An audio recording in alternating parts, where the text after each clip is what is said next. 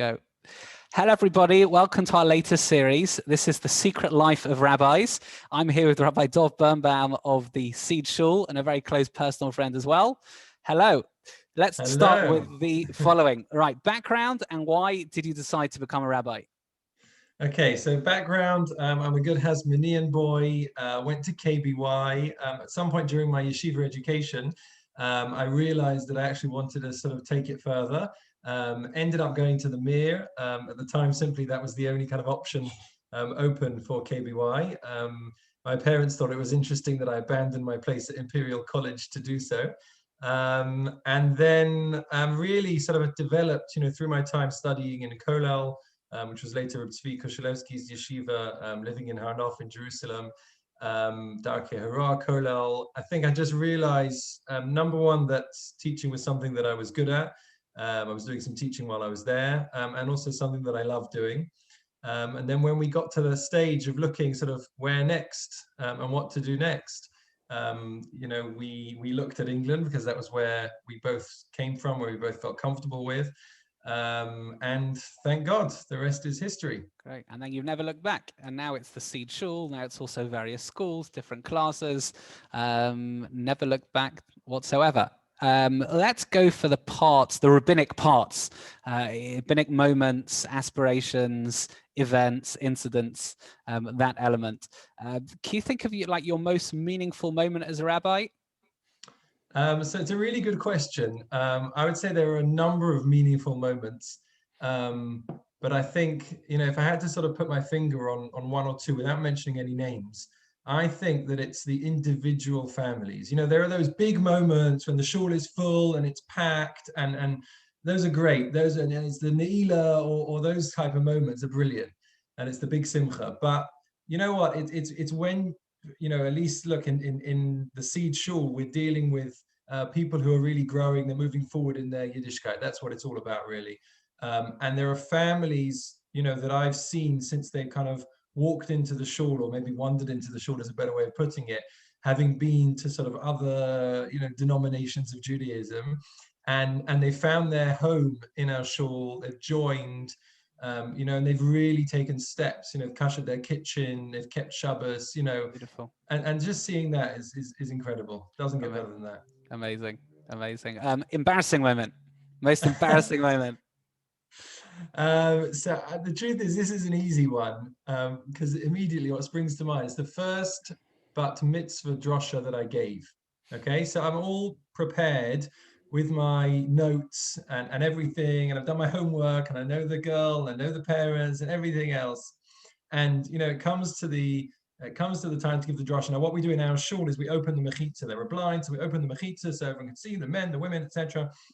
And then and I begin, and I sort of launch, and I'm talking about the parents and the father and the mother, and then suddenly I see the mother's not there. I continue because I'm a new rabbi, and that's kind of what you do, and I sort of move on to the girl, and I start talking about the girl, and then I realize that the girl's not there. Oh my gosh. It turns out that, as many of them do, they had gone outside for a quick schmooze after the laning, and then they basically just hadn't managed to come back to shul. So there I was. Everyone else is looking at the ladies' gallery, because they can see I'm looking at something, and we all kind of wait until someone goes out and brings them back into the shul. I can tell you one thing. Ever since then, when I speak to a bar or bat mitzvah boy before Shabbos, I say to them, this is the one drosha that you should listen to. And I send someone to just go and check, if it's a bat mitzvah girl, just check in the ladies section. They're actually there before I begin. Brilliant. Oh my gosh. Well, all right, let's work-life balance.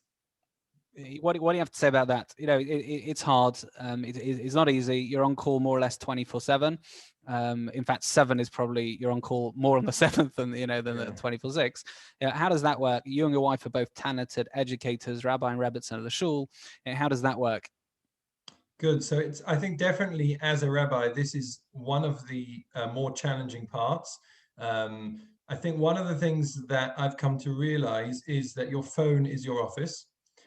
So whereas, other jobs, once you've left your office, as it were, then you've gone home and, you've left, although that exists less and less nowadays. But definitely for me, really my phone, as long as I'm contactable and WhatsAppable, then sort of, I'm there and I'm available. So what I do is make sure to actually have times when my phone is not with me. If people need to get hold of me in emergencies, and there are ways, that obviously I'm still able to be contacted, but just not sort of having that constant, the either the calls or the texts or the WhatsApps being able to come in and disturb. And that's important, whether it's some time with the children, it's time sitting down on a Motzei Shabbos and learning with my children, or going out with my wife, those sort of things. And kind of, I think it's key to sort of carve those times out, and I mean, like, to make an effort to actually carve those times out. And probably a lot of people now can identify with that in the working world now, where people are working from home a lot more. It's important for everyone, but definitely as a rabbi, and a Rebbitzin team, it's important to sort of make sure that you've got those times. And if it means putting the phone away or leaving the phone at home or whatever it is, then we try and do that. I hear that. I'm going to ask you one last question, if that's okay.